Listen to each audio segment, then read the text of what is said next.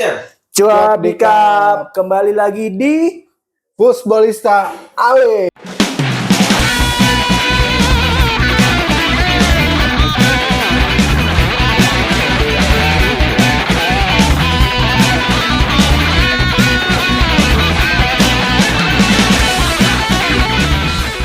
Nah, bersama dengan Bro Tio dan Bro Ebes. English or Spanish?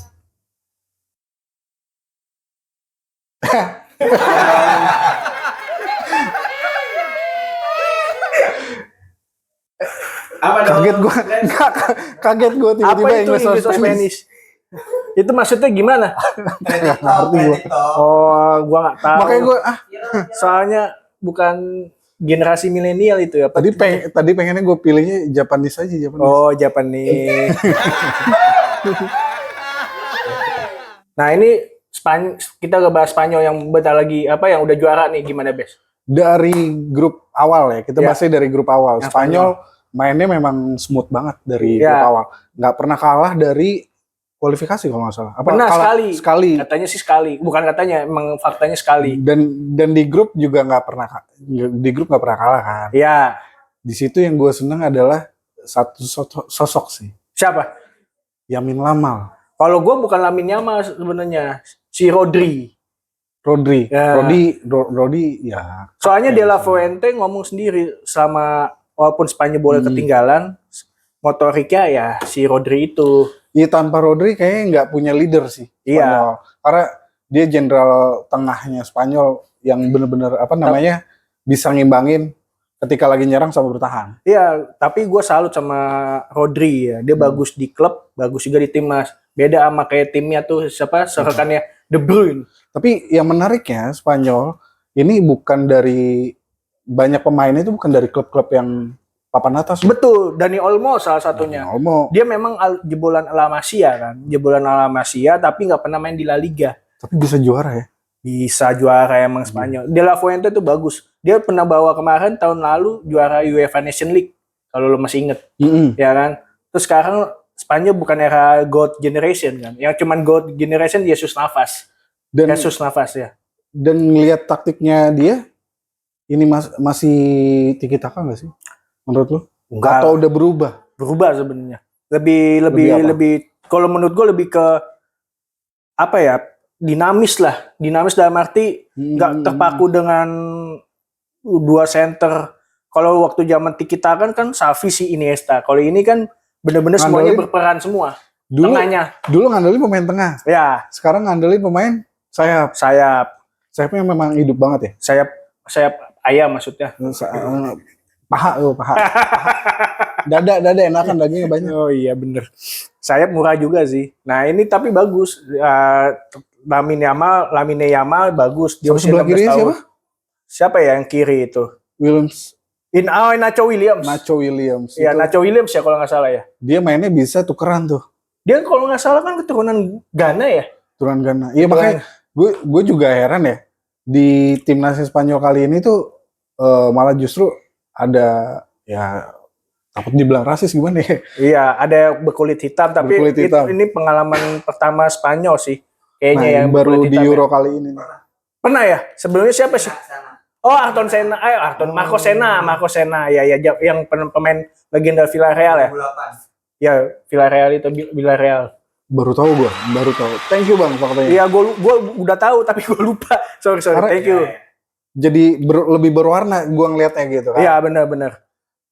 Gitu. Dan Morata jadi kayak pantulan ya, false nine ya jatuhnya iya, dia sebenarnya tetap kayak target man sih. Target man atau false nine nggak beda jauh. Tapi dia jadi kayak yang kayak tembok yang cuma mantulin bola gitu. Iya, enak gitu kayak Giroud ya. Dan yang paling menarik juga golnya Lamine Yamal pas lawan Belanda. Kemarin tuh. Belanda. Prancis. Wah, ngaco. Ngopi.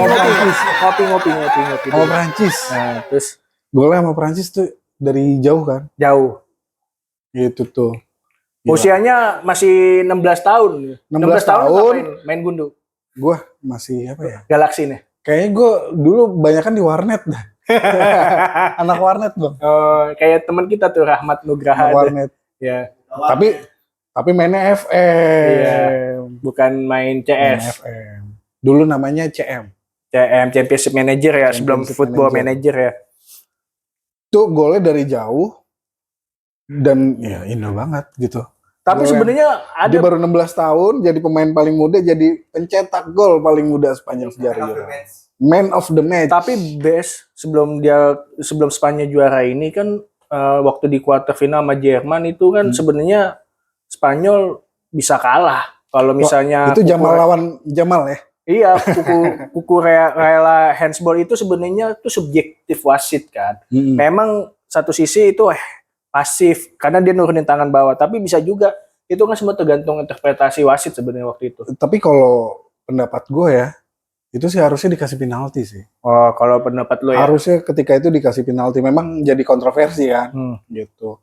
Harusnya dapat penalti dan ya mungkin juga karena itu jadi pas perpanjangan waktu tuh juga konsentrasinya jadi pemain bertahannya jadi berkurang. Iya. Gitu. Itu lu tau nggak sebelum Spanyol juara lawan Inggris nih ya, itu kan wasitnya yang sempet kartu merahin Sintayong. Ini wasitnya yang dari Inggris itu ya? Bukan, yang dari mana tuh yang sempet dari Prancis itu loh, Dari yang Prancis. yang sempet ngancur apa sih namanya? Bikin kartu merah Sintayong. Ada apaan? Oh, kagak ada apaan. Oh, gue kira ada apa? Kira ada apaan.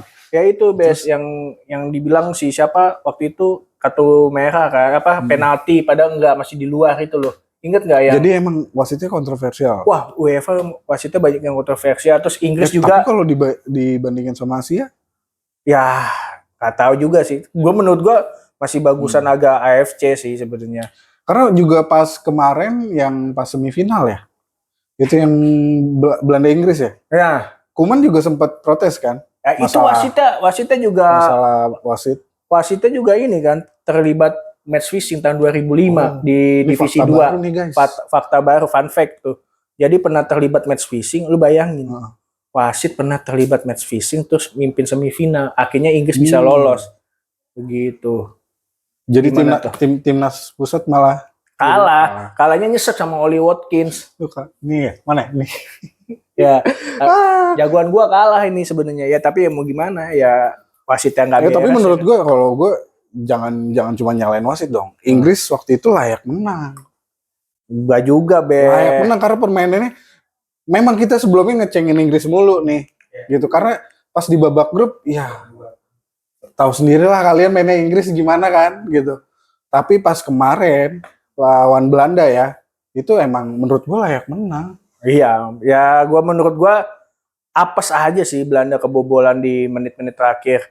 Ya untungnya Inggris nggak juara Euro kan. Iya. Ya Euro 2024 ini kan. Nah, terus kita kembali Nggak jadi coming home. ya nggak kembali home. Nah, kita Nggak jadi coming kembali lagi ke yang Spanyol ini. Memang udah diprediksi dari awal Spanyol ini juara, Bes. Dan Ya, dari komposisi timnya tim favorit. tim favorit gitu loh. Jadi ibaratnya udah nggak kaget Spanyol juara gitu loh. Jadi ya mungkin ketika itu ada Jerman kali ya, yang mainnya hampir sama gitu, tapi Jajaran Matraman. jejeran Matraman, Jenderal Sudirman. Spanyol kan separuh nyolong. Wah, Ini jokes bapak-bapak. Jokes bapak-bapak. mengakui ya kalau dia udah bapak-bapak ya. Enggak ya bapak-bapak dia nih. Ya, teman kita ini bapak-bapak ya kan. Gitu ada Jerman, tapi Jerman juga akhirnya kalah. Dan tadi prediksinya gue tuh malah wah nih antara Spanyol atau Jerman nih yang juara. Iya benar. Ternyata memang Spanyol. Gue sih nggak peduli hasil skornya berapa ya Spanyol lawan Inggris. Yang penting Spanyol juara sih menurut gue. Dengan materi pemain yang dibawa bukan dari klub-klub papan atas, itu luar biasa. Ada itu Lamine Yamal Barcelona. Kebanyakan kan. Alvaro Morata Atletico Madrid ya. Ya terus Pedri dia sempat Rodri City siapa nama pelatihnya? De La Fuente kan sempat diprotes gara-gara dia kebanyakan bawa pemain yang bukan dari klub-klub papan atas. Iya benar sih. Ya kayak Dani Tapi Olmo. dia bisa buktiin nih, gue dengan pemain-pemain yang nggak banyak dari klub papan atas aja juga bisa juara. Ya kayak Dani Olmo aja. Dani Olmo pemain Leipzig kan di Bundesliga. Leipzig. Dia nggak pernah ngalamin main di La Liga gitu loh. Terlepas dia jebolan La Masia gitu. Terus pernah main sama siapa lagi dia si Lamine Yamal itu sama Dani Olmo juga satu jebolan La Masia kan.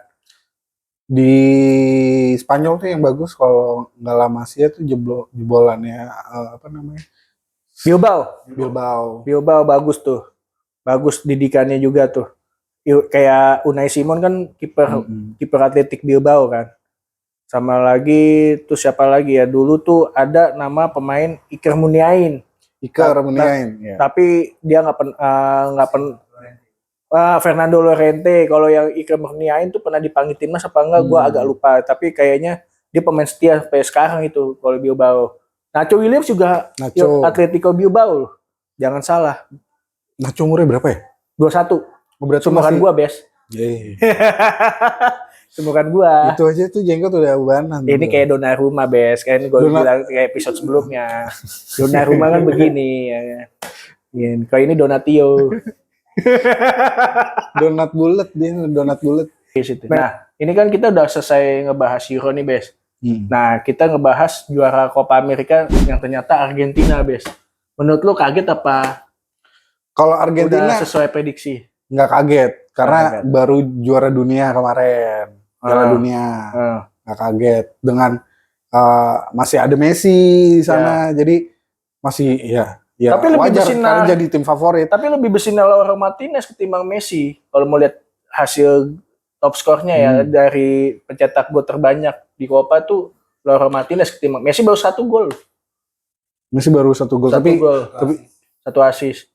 Itu. Tapi yang lucu ya, ini balik lagi ya, yang kemarin Ronaldo gagal penalti, Messi juga ikutan gagal penalti. Tapi kemarin Argentina sebenarnya bisa juara juga 2 kali terlepas menang sama Kolombia sama Kanada. Sebelum itu kan dia lawan apa sih? Ekuador ya. Itu harusnya dapat 2 kali penalti. Yang satu penalti Ekuador gagal. Ini di pertandingan 2 kali 45 menit ya. Nah, satu lagi nggak dapat penalti karena wasitnya ya tahu sendiri lah di Argentina kan ibaratnya kesayangan FIFA di bagian CONMEBOL lah. Tapi dari tadi kan kita juga bahas wasit nih. Nah, menurut lo gimana dari wasitnya Asia, wasitnya Eropa, sama wasitnya Amerika Latin? Kalau menurut gue objektif masih bagusan Asia ya. Tapi malah Asia karena Asia yang paling yang diuntungkan cuma Qatar doang, Bes. Kalau melihat gue secara keseluruhan bagus gitu loh. Kalau wasitnya Amerika Latin pas di Copa America gimana? Wah, banyak kesalahan lah. Maksud gue ya contoh yang paling fatal tuh Ekuador. Gitu. Nah, setelah kita ngomongin Copa America, ngebahas apa lagi kita, Bes? Kita sebentar, coba gue cek dulu. Kita bahas pemain terbaik turnamen masing-masing. Oh, tadi kan udah. Kalau Euro udah pasti Lamine Yamal. Lamine Yamal. Atau Jamal. Musiala. Bang Jamal. Soalnya ada 2 nih, Jamal kan ada 2. Bang Jamal. Kenapa ya Lamine Yamal? Lamine Yamal ya usianya masih muda. Pemain termuda di Euro. Asis terbanyak. Pencetak gol termuda. Iya, terus attitude-nya juga oke banget. Iya, menarik. Terus masih bisa loh ngerjain PR pas lagi event Euro. Ya gua bilang sih tuh anak-anak muda tuh sekarang tuh. Jadi walaupun punya tanggung jawab bela negara, tanggung jawab sama diri sendiri juga nggak lupa. Lamine Yamal udah paling the best lah. Satu itu pemain terbaik di Euro. Kalau Copa America kayaknya menurut gua Lionel Messi lah. Masih terbaik sih. Padahal juga kan tadi ada Luis Diaz juga. Cuma 1 gol. Cuma 1 assist. Tapi kenapa Messi? Ya dia masih dipandang hormat lah sama pemain-pemain Argentina. Masih menjadi titik sentral Argentina. Di Copa sekarang nggak ada wonderkid kayak Lamine Yamal ya? Menurut gua belum ada ya. Belum ada. Nggak ada. Maino di mana? Cok, Maino biasa nih mainnya di mana? lagi kurang tidur kayaknya ngaco lah gitu. Terus kalau dari Copa itu kalau menurut lu siapa? Kalau gue pemain yang di Euro ya, Euro sama Copa. Euro tuh ya main lama sih. Sama kan? Sama. Kalau Copa Copa ngelihat siapa ya? Luis Diaz. Luis Diaz lagi. Siapa dong? Darwin Nunes. Lautaro gara-gara Inter dong ntar. Terdihu lagi. Messi. Iya Messi. Terus apa lagi kita ngebahas lagi selain pemain terbaik di Euro sama Copa apa lagi nih, Bes? Nih, di event kali ini kan ada tadi kita udah sebutin Messi, ada Ronaldo, ada Modric, ada Toni Kroos yang notabene mereka tuh udah tua banget. Nggak tua banget sih, udah tua, udah masuk masa pensiun dan mungkin ini jadi event terakhirnya buat mereka gitu. Dan menurut lo minum tos dulu. Kagak. Gue lagi nggak minum kopi dulu. Nanti seret sih. Ntar kayak waktu yang episode yang mana ya pertama ya. Ya terus. Nah ini kan jadi last dance sih buat mereka. Last dance gitu ya. Om satu ini nih. So imut banget. Terus. Jadi last dance buat mereka. Entah itu kalau Modric udah nggak juara. Udah nggak. Terus Kroos udah nggak juara.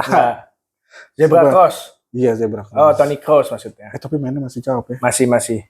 Ronaldo sama Messi sih yang mungkin gue pengen tahu dari pendapat lo nih. Kalau dua kambing ini gimana performanya di event? Mungkin yang jadi event terakhir mereka. Ya, gue terlepas banyak yang bilang Messi bermain minim di Argentina ya. Gue masih tetap Messi masih yang terbaik lah sampai saat ini. Walaupun kalau urusan nanti pemain terbaik 2024, gue nggak bakal milih Messi. Ada hal yang lain gitu, pilih pemain yang lain. Nah kalau Ronaldo masanya udah habis, udah kelar, game over menurut gue. Gitu, sorry ya buat pecinta Ronaldo ya, sama pecinta Messi yang gak bakal dapet pemain terbaik dunia 2024 kecuali ya ada permainan FIFA nih kayak kasus dulu Inter juara tapi yang dapet Messi apa gitu kan. Ya kalau gue objektif nih sebagai fans Milan harusnya yang dapat misalnya Sneijder, ternyata yang dapat Messi. Ya kan. Terus siapa lagi? Waktu itu dianggapnya jadi anak kesayangannya. Ya pokoknya ya kita tahu lah bobroknya FIFA gimana dulu kan sampai sekarang mungkin juga lah gitu. Tapi kan bedanya belum ketahuan aja yang era Gianni Infantino kan. Beda zamannya Sepp Blatter udah ketahuan semua. Itu pun juga belum bersih-bersih. Nah, kalau menurut gue 2024 yang layak dapat pemain terbaik dunia itu siapa ya menurut gue ya? Sebenarnya si ini Jude Bellingham. Nanti, nah ini menarik.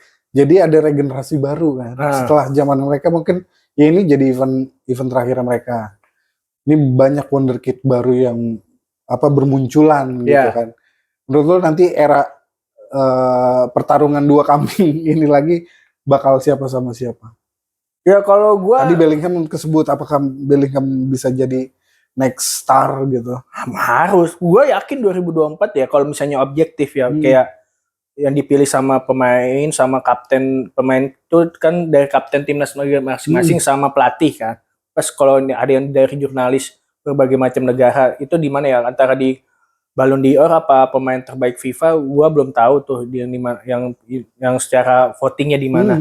Tapi menurut gua Jude Bellingham karena dia bawa juara Liga Champion, juara Liga ya kan sama bawa Inggris juara. Itu loh, Bes. Kalau lu siapa? Yama masih jauh. Tapi ya sekarang kalau Yama oke dia bawa 2-1 lawan 16 ya bedanya lumayan. Ya sekarang masalahnya Lamine Yama nggak bawa apa-apa untuk Barca kan sebenarnya. Emang juara Barca atau musim ini enggak kan? Tapi gitu. Masih 16 tahun. Masih juga. 16 tahun juga masih beban. Gitu. Ya paling itu sih. Karena biasanya kan ketika udah dicap wonderkid nih nanti pas usia 20-an itu malah justru turun. Ya, gitu. kalau gue pilihannya 2 best. Kayak dulu kalau lu ingat ada Halilovic, Ya, terus ada siapa namanya yang di Madrid, Odegaard. Odegaard. Ya, kalau menurut gue, Odegaard walaupun sekarang bagus lagi menurut ya. gue cuma 2 sih. Jude Bellingham atau Rodri. Kalau Rodri kan bawa City juara IPL, sama bawa Spanyol juara Euro kan Rodri 2004. umurnya berapa 2024. ya? Rodri usianya masih 23 26 lah, 23 ya? sekitaran segitu lah. Masih usia-usia masih bisa puncak gitu. Menuju puncak. Ya, Iya. tak kena hak cipta ya. Jadul banget ya. Iya, iya. Anak-anak milenial pasti tahu itu ya kan. Terus kalau menurut lu siapa pemain terbaik 2024? Kalau 2024 Secara overall ya, nggak cuma lihat di Euro ya. Lamal. Yamin Lam. Yamin Lamal. Karena itu lagi-lagi dia baru 16 tahun tapi dia udah bisa menopang beban Selain itu, segitu ya. selain Lamine Yamal, pilihan lu kedua siapa? Bellingham. Bellingham ya. Hey Sama. Jude. Ya, Hey Jude. Tapi Oke sih. Lamal tuh maksudnya karakter anak muda yang buat gue luar biasa ya. Jadi dia baru 16 tahun loh. Balik lagi ini baru 16 tahun. Ya. Kita dulu ngapain sih 16 tahun gitu. Dia itu udah bisa bawa Spanyol sejauh itu gitu. Ya, iya. Dan menariknya dia nggak punya kata pelatihnya sendiri nih. Dia tuh kalau main nggak ada beban karena Gak ada beban, gue inget sesuatu pemimpin di Konoha, Bes. apa tuh? Tanpa beban. Aduh. Konoha ya, bukan di Indonesia. Gitu. Nggak ada beban karena memang dia main tuh kayak bener-bener anak-anak lagi main aja. Iya, nggak ada beban, bener. Terlihat Gitu. banget sih, kayak lepas gitu kan. Mainnya Tapi lepas. emang efek dimandiin sama Messi 6 bulan yang lalu, 6 bulan waktu Dan usia 6 bulan. fotonya jadi sempat viral lagi kan. Itu fotografer waktu itu juga nggak tahu itu Lamine Yamal yang dimandi Messi. Itu kan proyeknya UNICEF kan. Yaman golin, Messi golin. Iya, Lamine Yamal golin, Messi golin gitu loh. Bisa pas. Yang antara cocok logi tuh antara ini perpaduan antara apa ya? Tidak masuk logika sama masuk logika bisa beririsan gitu loh. Nah mungkin nanti bisa jadi the next GOAT-nya tuh malah dia. Iya, benar, bisa jadi. Gitu. Cuma ketemu siapa nih nantinya. Nah. Karena biasanya kan kayak dulu Pele sama Maradona, Ronaldo sama Messi. Tapi citra Mbappe meredup ya? Enggak, Mbappe, apa? Masih tetap naik. Mbappe kayaknya mungkin seperti kebanyakan striker Prancis ya. Ya sampai gitu-gitu aja kayak Benzema. Benzema bagus. Bagus. Tapi bukan sebintang itu juga gitu. Betul, betul. Mbappe. Nah, kan kita udah bahas juara Euro, juara Copa, pemain terbaik Copa, Euro, terus tentang last dance-nya Messi, Ronaldo yang tidak disebut Dan regenerasinya. dan lain-lainnya dan generasinya. Nah, bahas apa lagi kita ini? Ini anggapan kita kan ya bisa dibilang generasi 90-an lah ya, Ya. gitu. Ngelihat itu puncak-puncaknya sepak bola tuh lagi bagus-bagusnya. Karena kalau dilihat sekarang itu kelihatannya cuma 1-2 aja nih yang bersinar, beda sama 90-an. Wah, banyak. Nah, menurut lu bedanya pemain zaman dulu sama sekarang tuh gimana? Karena dulu tuh hampir tiap klub tuh punya bintangnya juga banyak lagi, nggak cuma 1-2 di klub. Terus tiap negara punya tuh. Kalau sekarang kan yang menonjol paling 1-2 gitu. Gue sih nggak mau ngebandingin 90-an sama sekarang karena tiap zaman beda orang, tiap orang beda zaman kan. Dan ada masing-masing zaman ada orangnya, tiap orang ada zamannya ya. Menurut gue sih jauh lebih menikmati ya kalau gue jujur sebenarnya tahun 90-an ya. Nah, karena lebih enak aja, kolektivitasnya jauh lebih kolektivitas aja, lebih pure sepak bolanya ada. Gue bukannya nggak setuju dengan teknologi di sepak bola, gue sebenarnya setuju. Tapi kalau melihat kayak VAR gini aja yang terlalu cuman beda kuku beda kelingking maju dikit, ujung sepatu offside. Iya, maksud gue setuju dengan pendapat Arsene Wenger ya, mantan pelatih Arsenal itu. Kalau mau offset ya semuanya harus full body. Full body. Oke, VAR tetap ada, tapi harus full body. Jangan ya ujung kaki segini terus tangannya nggak sengaja begini terus offset. Ya, jadi kayak bener kata Marcelo Bielsa, jadi kayak daya tarik sepak bola jadi kayak luntur gitu. Itu ibaratnya kalau Inzaghi nih Main zaman sekarang kayaknya offside mulu deh. Iya. Iya, makanya dulu untung Inzaghi pas nggak ada VAR kan. Iya kan. Inzaghi tuh oke, VAR-nya pun juga kayaknya cuman segini setengah. Kalau dulu ada VAR kan setengah pasti offside kan. Jangan kan setengah. Begini doang, begini nih. Iya, gue pernah lihat sering kan di Liga Inggris. Jangan Liga Inggris aja pun juga wasit tengahnya juga jelek, Bes. Ya contoh kayak ya gue bilang di episode sebelumnya kan, kayak Jeremy Doku nendang pemain Liverpool kagak pelanggaran, pada just VAR bisa tuh. Ya kan belum lagi yang Chelsea Arsenal lawan Liverpool juga, Chelsea ya kan. Belum lagi Liverpool juga dirugiin waktu lawan MU kan gitu. Tapi zaman dulu tuh permainan tuh lebih atraktif ya. Lebih atraktif. Pemain-pemain tuh bisa ngeluarin skillnya. Tapi ya inget gak yang golnya Lampard waktu ke gawang New Year waktu lawan Jerman? Kan udah lewatin tuh. Nah, itu sebenarnya kalau ada lain teknologi gol itu kan, udah ngelewatin, jadi seru gitu loh, jadi wah gitu loh. Kalau sekarang kayak gitu loh. Udah gitu. Gue nggak bukannya menolak teknologi, sebenarnya penting, tapi tolong kalau VAR itu ya kan wasit tengahnya diperbaiki dan jangan cuman hanya ujung sepatu, ujung kelingking jari terus offset. Jadi kayak kurang. Kalau mau ya jangan segitulah, maksudnya setengah badan nggak apa-apa deh kalau nggak bisa full badan ya yang offset gitu. Kalau setengah badan oke lah. Yang just tangannya dia di sini udah maju oke. Jangan cuman gini offset, kan lucu itu. Terus mungkin kritik gue kebanyakan tuh VAR digunain malah buat melihat golnya offset atau enggak, atau golnya masuk apa enggak. Tapi kalau pelanggaran malah jarang. Tetap harus mata wasit gitu. Padahal banyak harusnya VAR dipakai buat melihat pelanggaran kan. Iya. Untuk lebih jelas, takutnya ada pelanggaran yang misalnya keras kayak dulu, ingat nggak pas kita mau ngadepin Piala Asia Indonesia lawan Hong Kong, Boas dibikin patah kaki misalnya. Nah, itu yang kayak gitu-gitu. Iya, kalau gue sih melihat sebenarnya VAR ini bagus menurut gue, tapi jangan kayak itu tadi kalau masalah offset cuman ya segini kelingking lewat offset, terus tangan kayak ujung sepatu offset, jadi kayak nggak seru. Bener kata Marcelo Bielsa, jadi kayak kehilangan greget gitu loh. Jadi permainannya sekarang tuh jadi kurang atraktif. Iya. Gitu. Ini beda sama olahraga lain yang benar-benar memanfaatkan teknologi karena benar-benar harus dilihat. Karena zaman dulu juga ngetrik-ngetriknya banyak ya. Ngetriknya banyak. Jadi untuk ingat nggak kayak misalnya kalau dulu ada VAR tuh, kayak Maradona nggak akan dikenal sebagai tangan Tuhan juga tuh. Iya, bayangin kalau dulu udah ada VAR terus Maradona ini ya kan. Terus belum lagi yang waktu Nigo Doyong nendang siapa tuh? Siapa yang waktu final Piala Dunia 2010 yang antara Spanyol lawan Belanda? Alonso. Itu kan harusnya merah kan? Itu Nigo Doyong cuman kuning ya? Iya kan? Itu kalau VAR itu pasti merah itu, jelas. Ya kan? Terus belum lagi yang siapa lagi tuh, banyak hal lah. Tapi selain dari sisi waktu kayak dulu kasusnya Juve sama Milan tuh yang Muntari udah gol gawang Buffon, terus Buffon nggak ini, itu harusnya dipakai buat itu supaya nggak merugikan gitu loh. Itu sih. Tapi selain dari sisi teknologi, ada yang berbeda nggak? Apakah karena sekarang kan kalau bisa dilihat taktikalnya lebih modern, jadi pemain tuh lebih fokus di taktikal dibanding teknikal gitu, teknik pemainnya sendiri. Jadi karena itu juga jadi kurang atraktif gitu. Karena dulu kan banyak pemain yang memang skillnya gila-gila gitu. Gila memang. Entah bisa gocek atau tendangannya kayak misalnya kayak Recoba atau Beckham yang tendangannya bisa ngelengkung kayak gitu nyari pemain, Carlos gitu. Iya.